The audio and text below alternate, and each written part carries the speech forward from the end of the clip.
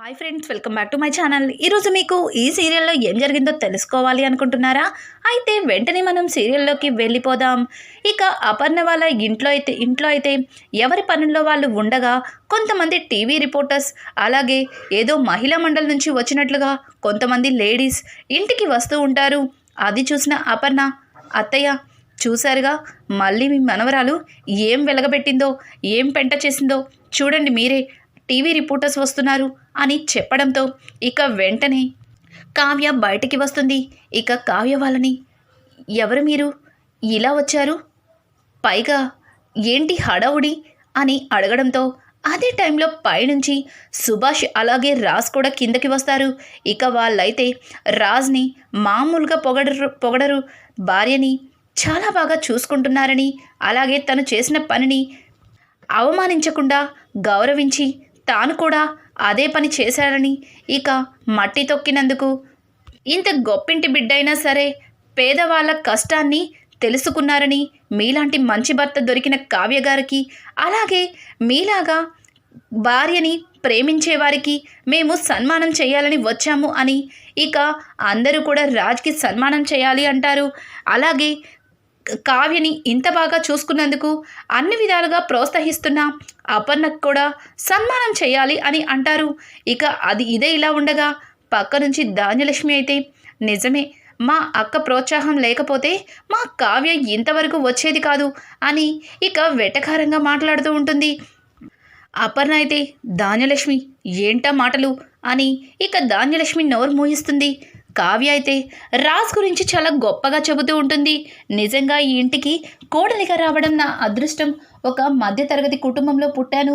అసలు గొప్పింటి వాళ్ళు ఎలా ఉంటారో కూడా నాకు తెలీదు.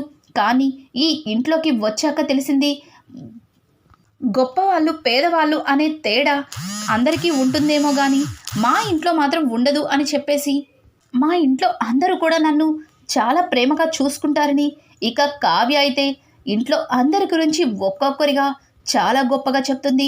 ఇక ఈ ఇంటికి కోడలిగా రావడం నిజంగా నా అదృష్టం. ఇక ఈయనకి భార్యగా రావడం నేను చేసుకున్న జన్మజన్మల పుణ్యం అని చెప్పి కావ్య అయితే రాజ్ని అలాగే కుటుంబాన్ని తెగ పొగిడేస్తూ ఉంటుంది. రాజ్ అయితే కావ్య దగ్గరికి వెళ్ళి, ఇదిగో ఇక పొగిడింది ఆపు, ఓవర్ యాక్షన్ తట్టుకోలేకపోతున్నాను అని అంటుంటే, నేను ఏమీ ఓవర్ యాక్షన్ చేయట్లేదు, ఉన్నమాట చెప్తున్నాను.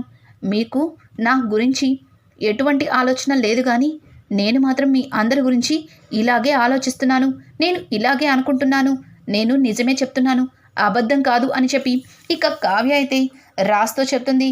రాజ్ కూడా ఏమీ మాట్లాడకుండా సైలెంట్గా ఉంటాడు. చూసారా, ఈ సన్మానం కూడా తీసుకోవడానికి భార్యని అడుగుతున్నారు. నిజంగా మీరు చాలా గొప్పవారు సార్ అని చెప్పి రాజ్నైతే తెగ పొగిడేస్తూ ఉంటారు. ఇక రాజ్, చూడండి, నాకు ఈ సన్మానాలు ఇలాంటివేమీ ఇష్టం ఉండవు, ప్లీజ్ కొంచెం నన్ను ఇబ్బంది పెట్టద్దు అని ఇక రాజ్ మాట్లాడుతూ ఉంటే, దానికి సుభాష్, రాజ్ వాళ్ళు ఎంతో ఆప్యాయంగా వచ్చి నీకు సన్మానం చేస్తానంటే ఎందుకు వద్దంటావు, వాళ్ళు నీ గురించి చాలా గొప్పగా చెప్పుకుంటున్నారు, అలా ఆప్యాయంగా వచ్చి మనకి సన్మానం చేస్తాను అని మన మీద అభిమానం చూపించే వాళ్ళకి అలా డిసప్పాయింట్ చేయకూడదు, సరేనా అని చెప్పి ఇక రాజ్ని నచ్చచెప్పి సన్మానానికి ఒప్పిస్తాడు. అలాగే అపర్ణ ఇక రాజ్ని ఒక చైర్లో కూర్చోపెట్టి సన్మానం చేయడం మొదలు పెడతారు. కావ్య అయితే చాలా సంతోషిస్తూ ఉంటుంది. ఇక సన్మానం చేస్తూ కూడా అపర్ణని అలాగే రాజ్ని ఇద్దరిని కూడా వాళ్ళు వచ్చిన వాళ్ళు తెగ పొగుడుతూ ఉంటారు. మేడం, ఈ రోజుల్లో అసలు కోడల్ని కనీసం మంచినీళ్ళు కూడా తాగనివ్వకుండా చాలా టార్చర్ చేసే అత్తలుండగా మీలాంటి వాళ్ళు కావ్యకి అత్తగా రావడం, అలాగే మీ కొడుకు లాంటి వాళ్ళు భార్యగా రావడం, భర్తగా రావడం కావ్య గారి అదృష్టం. ఒక కోడల్ని ఇంత బాగా అర్థం చేసుకున్న అత్తగారు రావాలంటే ఏదో జన్మజన్మల పుణ్యం చేసుకోవాలి. నిజంగా కావ్య గారండి, మీకు చాలా అంటే చాలా అదృష్టవంతులు అని చెప్పి కావ్యని పొగిడేస్తూ ఇక ఇద్దరికి సన్మానం చేసి అక్కడి నుంచి వెళ్ళిపోతారు. వాళ్ళు వెళ్ళిపోయిన వెంటనే అపర్ణ అయితే తనకి చేసిన సన్మానం సాల్వాన్ని తీసి పక్కన పడేసి చాలా చిరాగ్గా మొహం పెట్టుకొని ఒంటి మీద ఉన్న పువ్వులు అవన్నీ దులుపుకుంటూ అక్కడి నుంచి వెళ్ళిపోతూ ఉంటుంది. ఇక సుభాష్ అయితే, అపర్ణ ఎందుకు ఎందుకు చిరాకు పడుతున్నావు? ఏ కావ్య న్యూస్ రిపోర్టర్స్తో మాట్లాడితే తనేదో తప్పు చేసింది అన్నట్లుగా ప్రవర్తించావు కదా, మరి ఇప్పుడేమంటావు? చూసావుగా కావ్య చేసిన పనికి బయట అందరూ కూడా నీ గురించి ఎంత గొప్పగా చెప్పుకుంటున్నారో అని చెప్పడంతో ఇక అపర్ణ అయితే ఏమీ మాట్లాడకుండా లోపలికైతే వెళ్ళిపోతుంది.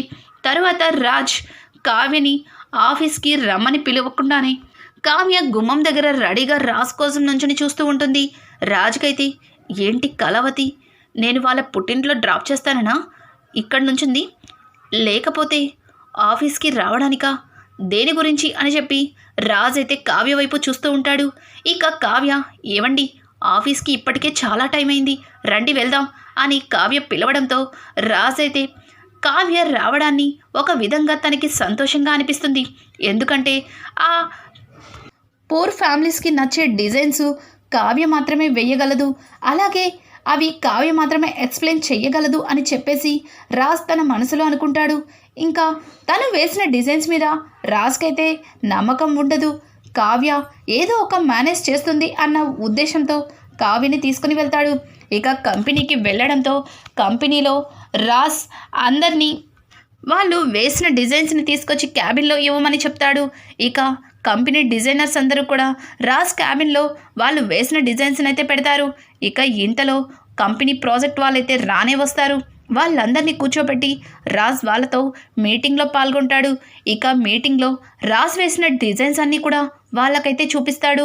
అవన్నీ చూసిన వాళ్ళు, సార్ ఏంటి సార్, కావ్య గారు ఇలా వేశారేంటి సార్, అసలు కావ్య గారు వేసిన డిజైన్స్ చూడగానే చాలా అద్భుతంగా కనిపిస్తాయి, అసలు వాటిని వంక పెట్టడానికి కూడా ఉండదు, కానీ ఏంటి సార్ ఇవి కావ్య గారు వేసినట్టు లేవు, అంటే ఈ డిజైన్స్ కావ్య గారు వేయలేదా అని చెప్పి ఇక ఒక్కొక్కరు ఒక్కొక్క ప్రశ్నతో రాజ్ని ఇబ్బంది పెడతారు. రాజ్ వాళ్ళతో ఏం మాట్లాడారో తెలియక, అది కావ్య వేసిన డిజైన్స్ కాదు, ఒకసారి వీటిని కూడా చూడండి, మీకు ఉపయోగపడతాయి అని చెప్పడంతో, సార్ నేను 1000 మంది పూర్ ఫ్యామిలీస్ తీసుకోవడానికి వీలుగా, అంతేగాని రిచ్ ఫ్యామిలీస్ వాడేవి పూర్ ఫ్యామిలీస్ ఎట్లా కొనుక్కోగలుగుతారు సార్, అంత బడ్జెట్ వాళ్ళ దగ్గర ఉంటే వాళ్ళని పూర్ అని ఎందుకంటారు సార్, మొన్న కావ్య గారు వేసిన డిజైన్స్ చాలా బాగా నచ్చాయి, అటువంటివే ఇంకొన్ని ఇవ్వమని అడిగాము, కానీ ఏంటి సార్ మరి ఇలా చేశారు, మీటింగ్కి వచ్చి చాలా డిసప్పాయింట్ అయ్యేలా చేశారు అని చెప్పేసి ఇక కంపెనీ వాళ్ళందరూ డిసప్పాయింట్గా అక్కడి నుంచి లేవబోతూ ఉంటే ఇంతలో కావ్య ఎంటర్ అవుతుంది. ఆయన, మీకు వేరే ప్రాజెక్ట్ వాళ్ళకి ఇవ్వాల్సిన డిజైన్స్ ఇచ్చారు, ఇదిగోండి ఈ డిజైన్స్ ఇవ్వాలి అని చెప్పేసి ఇక రాజ్కి కూడా, ఏవండి ఈ డిజైన్స్ మీరు అక్కడే టేబుల్ మీద పెట్టి మర్చిపోయారు అని అక్కడే కవర్ చేస్తూ ఇక కావ్య వేసిన డిజైన్స్ని అయితే వాళ్ళందరికీ ఇస్తుంది.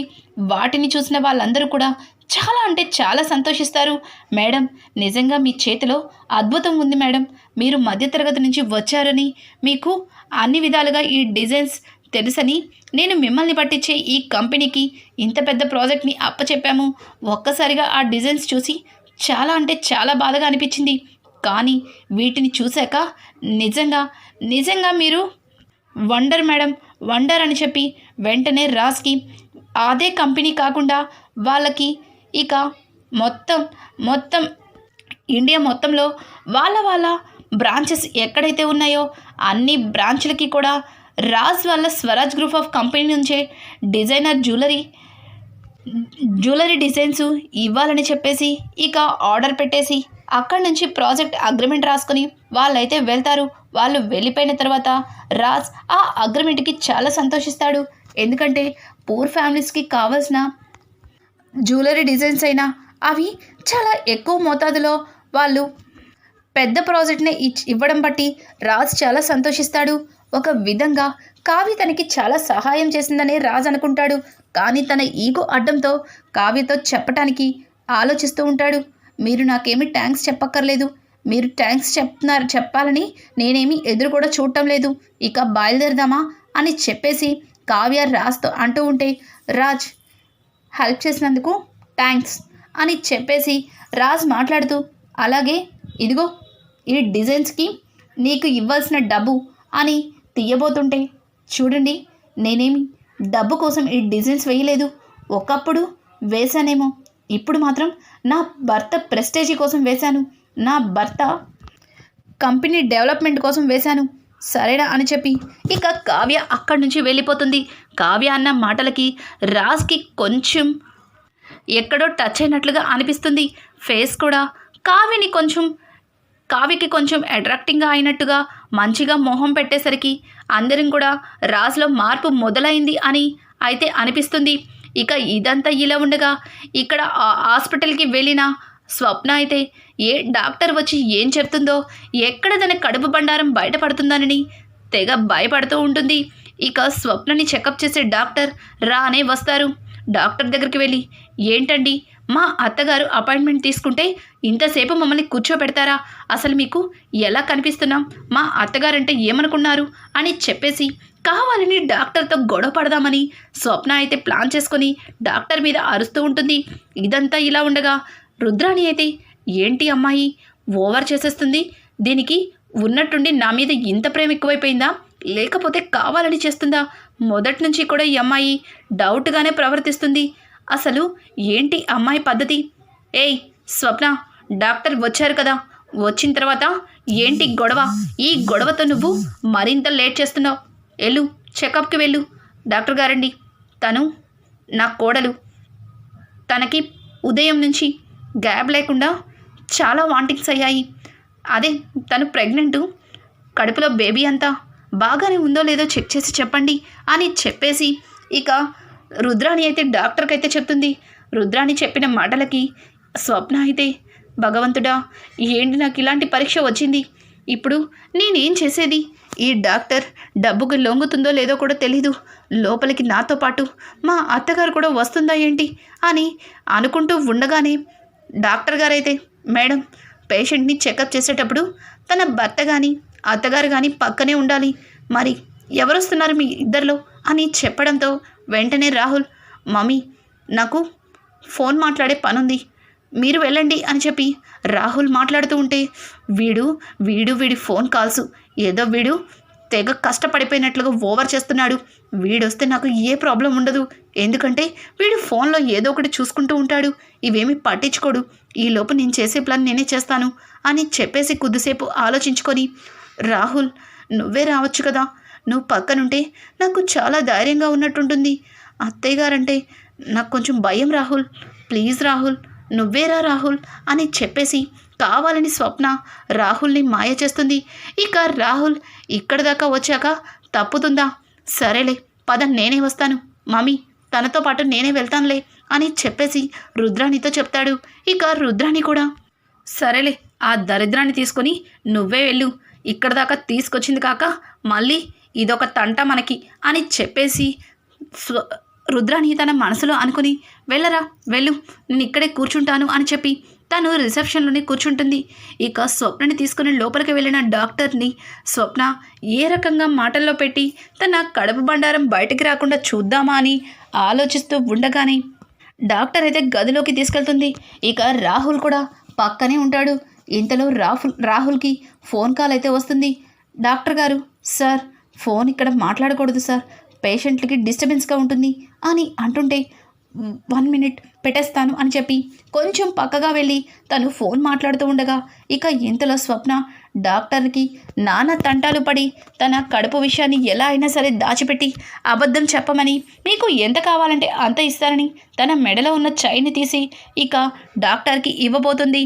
డాక్టర్, ఏంటమ్మా ఏంటిదంతా, నాది ఏ మాత్రం కూడా నాది ఇంత తప్పని ఈ హాస్పిటల్లో తెలిసినా నా హాస్పిటల్కి చెడ్డ పేరు వస్తుంది, ఇది చాలా పేరుగల హాస్పిటల్, ఇట్లాంటి హాస్పిటల్లో ఇట్లాంటివి జరగవు, అసలే నేను చాలా స్ట్రిక్ట్గా ఉంటాను అని చెప్పి ఇక డాక్టర్ మాట్లాడుతుంటే, మేడం ఇది నా కాపురానికి సంబంధించింది, ఇప్పుడు కనుక ఏ మాత్రం కూడా తప్పు జరిగినా సరే నా అత్త నా భర్త ఇక్కడే వదిలేసి నన్ను వెళ్ళిపోతారు, ప్లీజ్ మేడం ప్లీజ్ అర్థం చేసుకోండి అని చెప్పేసి ఇక స్వప్న అయితే డాక్టర్ని తెగ బ్రతిమలాడేస్తూ ఉంటుంది.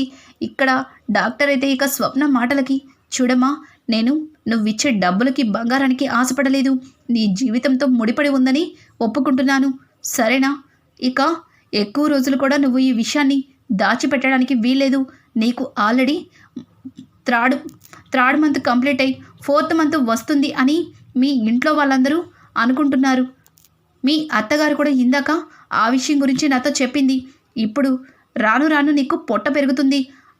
పొట్ట పెరగకపోతే వాళ్ళకి అనుమానం వస్తుంది. తర్వాత చెకప్ చేసినా నన్ను పోలీసులు పట్టుకుపోతారు, నా హాస్పిటల్ మూతపడుతుంది అని అంటూ ఉంటే, లేదు మేడం, మీకు ఏ మాత్రం కూడా చెడ్డ పేరు రాకుండా నేను చూసుకుంటాను. ప్లీజ్ మేడం, మీరు ఈ ఒక్క సహాయం చెయ్యండి మేడం అని చెప్పేసి ఇక స్వప్న అయితే డాక్టర్ని బ్రతిమలాడుతూ ఉంటుంది. ఇంతలో రాహుల్ ఫోన్ కట్ చేసి లోపలికి వచ్చేసరికి ప్లీజ్ ప్లీజ్ అని చెప్పి ఇక స్వప్న అంటుంటే, స్వప్న ఏం జరిగింది? డాక్టర్ని ఎందుకు బ్రతిమలాడుతున్నావు? ఏమైంది అని అంటుంటే ఇక స్వప్న అది రాహుల్ అదే డాక్టర్ నాకిప్పుడు చెకప్ చేసి ఇంజెక్షన్ చేస్తా అంటున్నారు. ఇంజెక్షన్ కాకుండా ఏమైనా మెడిసిన్స్ ఇవ్వమని అడుగుతున్నా. ఎందుకంటే నాకు ఇంజెక్షన్ అంటే భయం రాహుల్. అందుకే డాక్టర్ని ప్లీజ్ నాకు ఇంజెక్షన్ వద్దు అని చెప్తున్నాను అని అంటుంటే, చూడు స్వప్న, నువ్వేమి చిన్నపిల్లవి కాదు, ఇప్పుడు తల్లి అవుతున్నావు, ఇలా మాట్లాడకూడదు, అర్థమవుతుందా? డాక్టర్ మీరు కంటిన్యూ చేయండి అని చెప్పేసి రాహుల్ అయితే ఇక డాక్టర్కి చెప్తారు. స్వప్న అయితే డాక్టర్కి సైగ చేస్తూ బ్రతిమలాడుతుంది. ఇక డాక్టర్ కూడా కళ్ళతో సైగ చేసి సరే అన్నట్లుగా తల ఊపుతుంది. ఇంకా స్వప్న అమ్మయ్య అని తన మనసులో అయితే అనుకుంటుంది. ఇక ఇదంతా ఇలా ఉండగా ఇంటికైతే బయలుదేరుతారు కావ్య రాజులిద్దరు కూడా. అలా బయలుదేరుతూ రాజ్ కావ్యతో అక్కడ కంపెనీ వాళ్ళలో అందరి దగ్గర నా పరువు కాపాడినందుకు థ్యాంక్ యూ అని చెప్పడంతో ఒక్కసారిగా ఆ థ్యాంక్స్ అని చెప్పిన మాటకి ఎగిరి గంతేస్తుంది కావ్య అయితే. ఎందుకంటే ఉదయం తన భార్యని ఒప్పుకున్నందుకు ఆ తరువాత థ్యాంక్స్ చెప్పాడు. పైగా మొదటిసారిగా రాజ్ తనతో ప్రేమగా కూడా మాట్లాడాడు. కావ్య మనసైతే చాలా సంతోషం కలిగిస్తుంది. ఇంకా ఇక్కడ హాస్పిటల్లో డాక్టర్ గారు చెకప్ చేసిన తర్వాత స్కానింగ్ రిపోర్ట్స్ వచ్చిన తర్వాత ఏదైనా చెప్తాం అన్నట్లుగా ఇక డాక్టర్ గారు వాళ్ళకి చెబుతారు. ఇక రిపోర్టర్స్ అయితే ఇంటి అడ్రస్కి పంపించమని రుద్రాణి మాట్లాడుతుంది. స్వప్న వెళ్తూ డాక్టర్ గారితో thank you doctor, thank you అని చెప్పి ఇక దండం పెట్టుకుంటూ వెళ్ళిపోతుంది. ఇంటికి వెళ్ళగానే అందరూ కూడా కావ్య చేసిన పనికి రాజ్ అందరి ముందు కావ్య ఏం చేసిందో అన్న విషయాన్ని చెప్పడంతో ఇంట్లో కుటుంబం అంతా కూడా చాలా సంతోషిస్తుంది. ఇక స్వప్న వాళ్ళు కూడా ఇంటికి రావడంతో ఇంద్రాదేవి, రుద్రాణి, స్వప్నకి హాస్పిటల్లో ఏం చెప్పారు, ఏం జరిగింది అని అడగడంతో ఒక్కసారిగా కావ్య ఉలిక్కి పడుతుంది. ఇదేంటిది, అక్కని హాస్పిటల్కి తీసుకెళ్లారా అంటే అక్క కడుపు గురించి ఖచ్చితంగా నిజం బయటపడిపోయి ఉంటుంది. ఇప్పుడు రుద్రాణి గారు ఏం చెప్తారు, ఇంట్లో ఏం గొడవ జరుగుతుందో అని ఇక కావ్య అయితే టెన్షన్ పడుతూ వెనక్కి తిరిగి వాళ్ళ వైపే చూస్తుంది. ఇక రుద్రాణి అయితే అమ్మా సాయంత్రం స్కానింగ్ రిపోర్ట్స్ వస్తాయి, వాటిని చూసి డాక్టర్ గారు చెప్తానన్నారు, ఇప్పుడు ప్రజెంటు ఏమీ చెప్పలేదు అని చెప్పడంతో సరే అయితే సాయంత్రం వరకు ఎదురు చూడాలన్నమాట అని చెప్పేసి ఇంద్రాదేవి అంటుంది. అమ్మా స్వప్న, నీకు ఒంట్లో బాగానే ఉందిగా అని అడగడంతో నాకు బాగానే ఉంది అమ్మమ్మ గారు అని అనుకుంటూ నేను కొంచెం రెస్ట్ తీసుకుంటాను అని చెప్పేసి ఇక స్వప్న లోపలికి వెళ్ళిపోతుంది. స్వప్నతో పాటు కావ్య కూడా స్వప్న గదిలోకి అయితే వెళ్తుంది. అక్క ఏం జరుగుతుంది? సాయంత్రం స్కానింగ్ రిపోర్ట్స్ వస్తే నీ బండారం మొత్తం బయటపడుతుంది. అప్పుడైనా ఇంట్లో అందరికీ నిజం తెలుస్తుంది. ఇప్పటికైనా సరే నోరు విప్పి జరిగిందేంటో వాళ్ళకి చెప్పు, ఖచ్చితంగా వాళ్ళు నిన్ను క్షమిస్తారు. నువ్వు చెప్తావా, నన్ను చెప్పమంటావా అని అంటుంటే, చూడు కావ్య, ముందు మీ అత్తగారు నీతో ఎలా మంచిగా ఉండాలో దాని గురించి ఆలోచించుకో. తర్వాత నీ భర్త ప్రేమని ఎలా పొందాలో దాని గురించి ఆలోచించుకో. అంతేగాని అనవసరమైన విషయాల్లో తలదూర్చి ఇట్లా న్యూసెన్స్ చేయమాకు. ఇక్కడి నుంచి వెళ్తావా లేదా? ఇప్పటికీ నాకు చాలా చిరాగ్గా ఉంది అని అంటుంటే, చూడక సాయంత్రం స్కానింగ్ రిపోర్ట్స్ వచ్చేసరికల్లా నువ్వు కనుక నిజం చెప్పకపోతే అందరితో నేనే నిజం చెప్తాను అని అంటుంటే, ఏంటి బెదిరిస్తున్నావా? నేను అంతా మేనేజ్ చేసుకున్నానని చెప్తున్నాను కదా, నువ్వెందుకని అనవసరంగా నా విషయాల్లో కలగజేసుకుంటున్నావు? ముందు ఇక్కడి నుంచి వెళ్తావా లేదా అని చెప్పి స్వప్న అయితే కావ్యని పట్టుకొని తన రూమ్లో నుంచి బయటికి తోసేసి ఇక తలుపు వేసుకుంటుంది. ఇంకా కావ్య అలా చేసేసరికి స్వప్న అలా చేసేసరికి కావ్య చాలా బాధపడుతూ, అక్క నువ్విప్పుడు నన్ను బయటికి తోసేసావు, కానీ తరువాత ఇంట్లో అందరూ నిన్ను తొయ్యకుండా చూసుకో అని అంటుంటే, ముందు మొన్న నిన్నే తోసారే, ఏం చేసావు? ఏమీ చెయ్యలేకపోయావు. అయినా నేను మేనేజ్ చేసుకుంటా అంటున్నాను కదా, ఇంకా అక్కడే నిలబడి మాట్లాడతావే, వెళ్ళు వెళ్ళు అని చెప్పి తలుపు అవతల నుంచి స్వప్న అయితే కావ్యతో అంటుంది. ఇక కావ్య ఏమీ మాట్లాడకుండా కిందకి వెళ్ళిపోతుంది. ఆ తరువాత అందరికీ కూడా నైట్ డిన్నర్కి రెడీ చేస్తుంది. అందరినీ భోజనానికి పిలవడంతో అందరూ కూడా డిన్నర్కి కూర్చుంటారు. అలా కూర్చుని భోజనాలు చేస్తూ ఉండగా ఇంతలో ఇంద్రాదేవి అయితే ఇక 2 రోజుల్లో వరలక్ష్మి వ్రతం వస్తుంది. వరలక్ష్మి వ్రతానికి అన్నీ సిద్ధం చేసుకోవాలి అని చెప్పేసి ఇంద్రాదేవి మాట్లాడుతూ ఉండగా అపర్ణ అయితే, అవునత్తయ్య గారు, ఈసారి వరలక్ష్మి వ్రతం చాలా బాగా చెయ్యాలి. అన్నీ అన్నీ అన్ని పూజలు కూడా ఆనవాయితీగా జరగాలి అని చెప్పి ఇక అపర్ణ అంటుంటే, అవునవును, నువ్వు చెప్పినట్లు ఈసారి వరలక్ష్మి వ్రతం చాలా ఘనంగా జరపాలి. ఎందుకంటే ఇంటికి కొత్త కోడలు వచ్చారు. 2 కోడలతో చాలా ఘనంగా జరిపించాలి. అమ్మా కావ్య, ఎప్పుడు కూడా వరలక్ష్మి వ్రతం పూజ మీ అత్తగారే చేసేది. తన ఇష్టపూర్వకంగానే ఇంట్లో అన్నీ కూడా ఆనవాయితీగా జరిగేవి. ఈసారి వరలక్ష్మి వ్రతం నువ్వు రాజే చేయాలి. నువ్వు అలాగే రాజ్, ఏ ఆటంకం లేకుండా అలాగే అన్నీ కూడా సమకూర్చుకొని చాలా పవిత్రంగా చేసుకోవాలి అని చెప్పడంతో వెంటనే రాజ్, మమ్మీ నాకు ఆ రోజు మీటింగ్ ఉంది మమ్మీ, నేను వరలక్ష్మి వ్రతంలో కూర్చోడానికి వీలు కుదరదు అని చెప్పేసి డైరెక్ట్గా కావ్యకి అలాగే ఇంద్రాదేవికి చెప్పకుండా అపర్ణకైతే చెప్తాడు. అపర్ణ, సరే నాన్న, అలాగే నీ ఇష్టం వచ్చినట్లే ఉండు అని అంటూ ఉంటే, అపర్ణ ఏం మాట్లాడుతున్నావు? ప్రతి సంవత్సరం వరలక్ష్మి వ్రతంలో నువ్వు సుభాష్ కలిపే కదా కూర్చుని వ్రతం జరిపించేవాళ్ళు. మరి ఇప్పుడు కావ్య విషయానికి వచ్చేసరికి నీ కొడుకుని ఆఫీస్కి వెళ్ళిపోమంటున్నావేంటి అని అంటుంటే, అత్తయ్య గారు, నేనెక్కడ అన్నాను? వాడే కదా ఆఫీస్లో నాకు మీటింగ్ ఉంది, కొత్త క్లయింట్స్ని కలవాలి అని చెప్తున్నాడు అని అంటుంటే, అలా వాడు చెప్పినప్పుడు నువ్వు నచ్చ చెప్పాలి. భార్యతో పాటు కూర్చుని వ్రతం చేసుకోవాలి అని చెప్పాలి. అంతేనా? అంతేనా నీ కొడుకు మీద నీకున్న ప్రేమ? వరలక్ష్మి వ్రతం అంటేనే సౌభాగ్యం కోసం జరిపే వ్రతం, భర్త కోసం భార్య చేసుకునే నోము. అట్లాంటి పూజలో నీ కొడుకుని వద్దంటున్నావు. ఏదైనా జరగరానిది జరిగితే అప్పుడేం చేస్తావు? ఇదేనా నీకు కొడుకు మీద ఉన్న ప్రేమ అని చెప్పి ఇక ఇంద్రాదేవి అయితే అపర్ణకి చీవాట్లు పెడుతుంది. ఇక ఇంతలో రాజ్ ఏమీ మాట్లాడకుండా, అమ్మమ్మ, దాన్ని నేను పోస్ట్ పోన్ చేసుకుంటాను, మీరన్నట్లుగానే వ్రతం చేస్తాను, ఇక దీని గురించి గొడవలొద్దు అని చెప్పి ఇక రాజ్ అయితే ఇంద్రాదేవికి చెప్తాడు. ఇంతలో స్వప్న ప్రెగ్నెన్సీ స్కానింగ్ రిపోర్ట్స్ అయితే ఇంటికి వస్తాయి. ఇంటికి తీసుకొని ఇక ఆఫీస్ ప్యూన్ హాస్పిటల్ నుంచి ఒక నర్స్ తీసుకొచ్చి ఇవ్వడంతో వాటిని స్వప్ననే ముందుగా వెళ్ళి తీసుకోబోతూ ఉంటే వెంటనే రుద్రాణి అందుకుంటుంది. రుద్రాణి వాటిని ఓపెన్ చేసి చూడటంతో ఒక్కసారిగా షాక్ అయిపోతుంది. రుద్రాణి షాకింగ్గా అవ్వడం చూసి స్వప్న, ఏంటిది, ఈవిడ మోహం ఇట్లా ఆశ్చర్యంగా పెట్టింది? అంటే నిజం తెలిసిపోయిందా? ఆ డాక్టర్కి చాలా బ్రతిమలాడాను ఏమీ చెప్పొద్దని, కానీ ఏంటిదంతా అని చెప్పేసి ఇక స్వప్న, అత్తయ్య గారు ఏమైంది, ఏదిలే ఇవ్వండి అని చెప్పి ఇక ఆ స్కానింగ్ రిపోర్ట్స్ తీసుకొని స్వప్న చూడడంతో స్వప్న కూడా షాక్ అయిపోతుంది.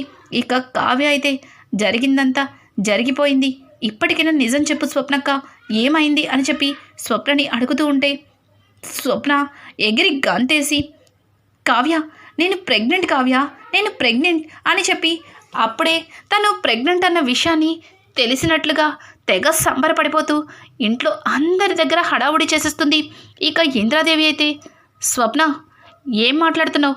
నువ్వు ఆల్రెడీ ప్రెగ్నెంటే కదా, ఇప్పుడు కొత్తగా ప్రెగ్నెంట్ అయినట్టు మాట్లాడుతున్నావు అని అంటుంటే, అమ్మమ్మ గారు, అలా కాదమ్మమ్మ గారు, అదే కడుపులో బేబీ అంతా బాగానే ఉందని స్కానింగ్ రిపోర్ట్స్ వచ్చాయి, అదే ఆ ఆనందం తట్టుకోలేక ఇలా అని చెప్పి ఇక స్వప్న అయితే కావ్య దగ్గరికి వెళ్ళి, చూసావుగా, నీతో చెప్పినట్లుగానే నేను ప్రెగ్నెంట్ అయ్యాను అని చెప్పడంతో కావ్య అయితే చాలా సంతోషిస్తుంది. కంగ్రాట్స్ అక్క అని చెప్పి కావ్య స్వప్న దగ్గరగా వెళ్ళి ముద్దు పెట్టుకుంటుంది. అదంతా చూసి ఇంట్లో కుటుంబం అంతా ఆశ్చర్యపోతారు. ఇక అలాగే వరలక్ష్మి వ్రతానికి కావలసిన ఏర్పాట్లన్నీ కావ్యని చూసుకోమండంతో ఇక కావ్య ఎలా పూజ జరిపించాలి, అలాగే ఏమేమి చేయాలి అని చెప్పి కనకానికి ఫోన్ చేసి అడుగుతూ ఉంటుంది. ఇక ఇంతలో అపర్ణ కావ్య దగ్గరికైతే వస్తుంది. కావ్యని చూసిన అపర్ణ, రండత్తయ్య గారు అంటే, నువ్వు మర్యాదలు చేస్తే చేయించుకోవడానికి నేను రాలేదు. ఇదిగో వరలక్ష్మి వ్రతానికి ఈ నగలు పెట్టుకో అని చెప్పి కొన్ని నగలని తీసుకొచ్చి అపర్ణ కావ్యకి ఇస్తుంది. కావ్య అయితే అపర్ణ ఇచ్చిన నగలని ఏ రకంగా తీసుకోవాలి, మీరు ఏ రకంగా నాకు ఇస్తున్నారు, మీ ఇంటి కోడలిగానా లేకపోతే మీ కొడుక్కి భార్యగానా